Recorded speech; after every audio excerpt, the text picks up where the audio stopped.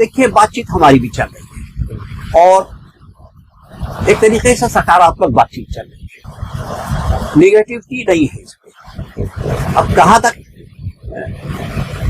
वो हमारे साथ सहयोग करते हैं और हम कितना सहयोग करते हैं, और ऐसा नहीं कि हम लोग विकास के मुखालिफ हैं, हम भी चाहते हैं विकास, लेकिन किसी को नुकसान पहुंचा के विकास ना हो, ये हम चाहते। तो ऐसा है कि हर जगह नजूर है। ये हमारे बगल में गोला है, गोला दीनानाथ नजूर पे, दवा मंडी नजूर पे, और आप चले जाइए उधर नई सड़क के उस पार, उधर भी बहुत हद तक नजूर है। वार्ता का दौर जारी है और असफल नहीं हुई है, सकारात्मक चल रही है।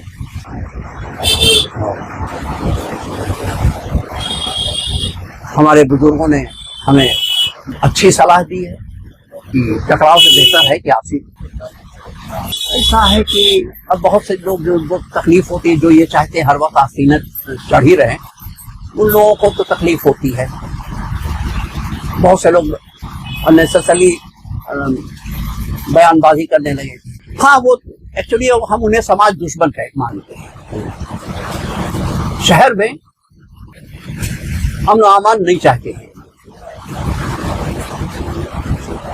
भाई, जोश से कोई फैसला नहीं लिया जाता। जैसा कि मैंने आपको बताया था कि दालमंडी ध्वस्तीकरण एक बार फिर से तेजी में आएगा और मुहर्रम के बाद तेजी में आएगा।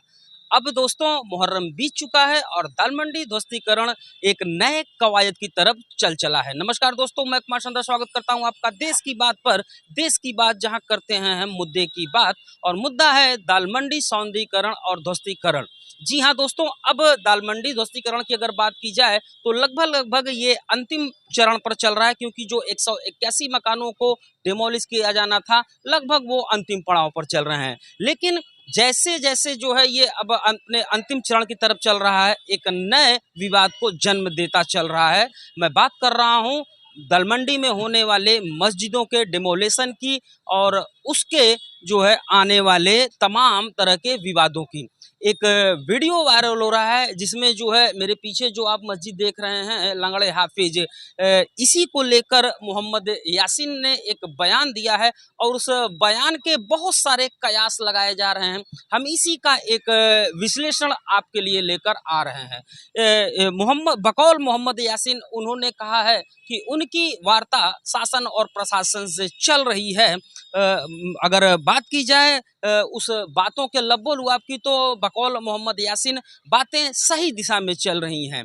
लेकिन उन्होंने इस बातों के दौरान ये भी कहा है कि कुछ लोग ऐसे हैं जो नहीं चाहते हैं कि चीज़ें शांतिपूर्ण तरीके से निपट जाएं। अब सवाल उठता है कि आखिर में वो कौन लोग हैं जो चाहते हैं कि दालमंडी ध्वस्तीकरण के बीच में कुछ विवाद उत्पन्न हो और माहौल थोड़ा सा ही सही लेकिन तनावपूर्ण बन जाए।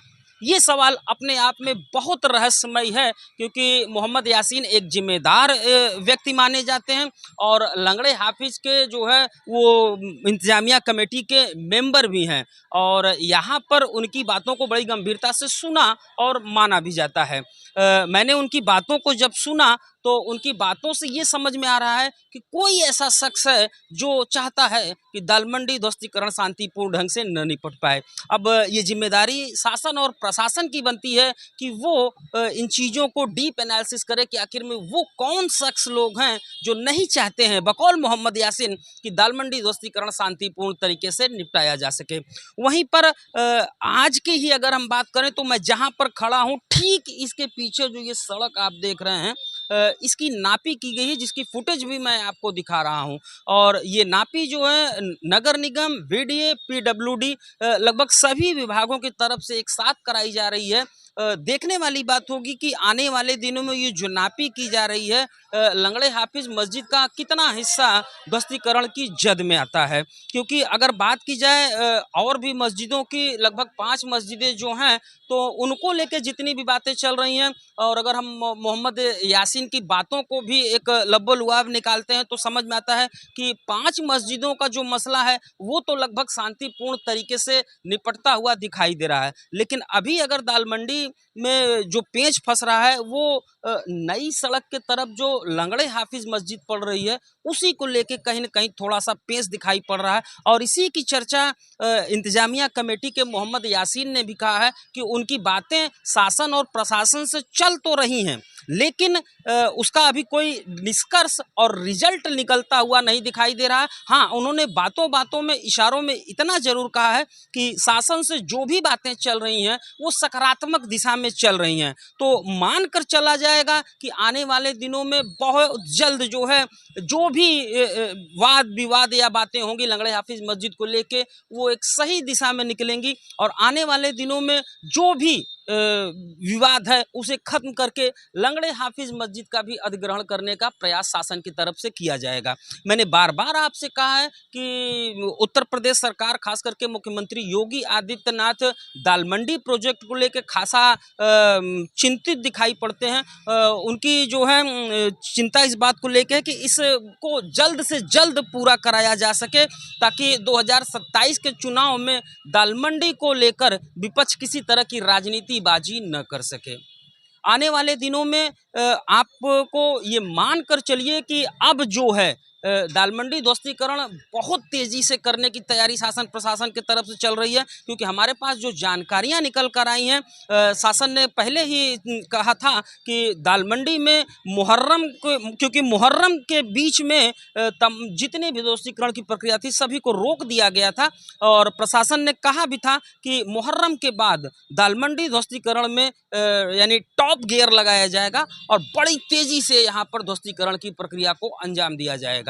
लेकिन जो सबसे बड़ा पेच फंस रहा था वो था मस्जिदों को लेके, और मस्जिदों के पेच को लेकर अगर बात की जाए तो 5 मस्जिदों को जो है लेकर रास्ते साफ हो चुके हैं। सिर्फ और सिर्फ दाल मंडी में अब अगर कोई पेच फंस रहा है तो एक मस्जिद, वो भी लंगड़े हाफिज मस्जिद को लेके।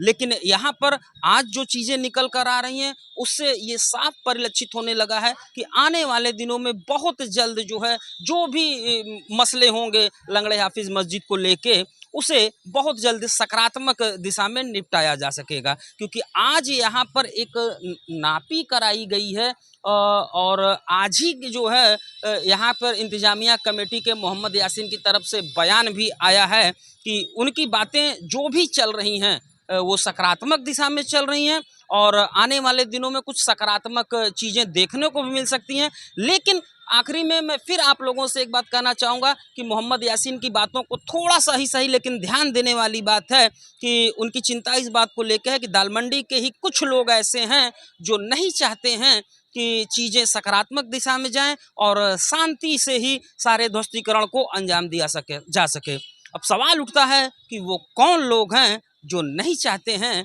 कि दाल मंडी में ध्वस्तीकरण को सही ढंग से शांतिपूर्वक निपटाया जा सके। हम उम्मीद करते हैं कि आने वाले दिनों में शासन प्रशासन इसकी जांच करेगा कि वो कौन से नाम हैं और शायद हो सकता है कि मोहम्मद यासीन से इस बारे में चर्चा भी की जा सके कि वो कौन लोग हैं जो दाल मंडी ध्वस्तीकरण को एक बड़ा मुद्दा और विवादित मुद्दा बनाना चाहते हैं। बहरहाल हम देश की बात की तरफ से प्रयास करते हैं और मांग भी करते हैं और आशा भी करते हैं और उम्मीद भी करते हैं कि दाल मंडी ध्वस्तीकरण खास करके मस्जिदों को लेकर जितने भी डिमोलेशन होने वाले हैं वो शांतिपूर्ण तरीके से निपटें। हम यही प्रयास करते हैं, क्योंकि हम प्रयास करते ही नहीं, हम सिर्फ चाहते हैं कि बनारस में शांति व्यवस्था कायम रहे।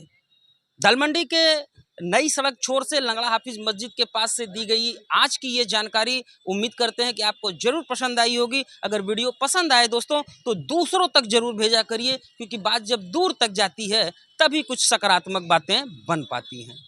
मिलते हैं दाल मंडी ध्वस्तीकरण की किसी और नई अपडेट के साथ। तब तक के लिए जय हिंद, जय भारत, नमस्कार। अपना बहुत ध्यान रखिएगा।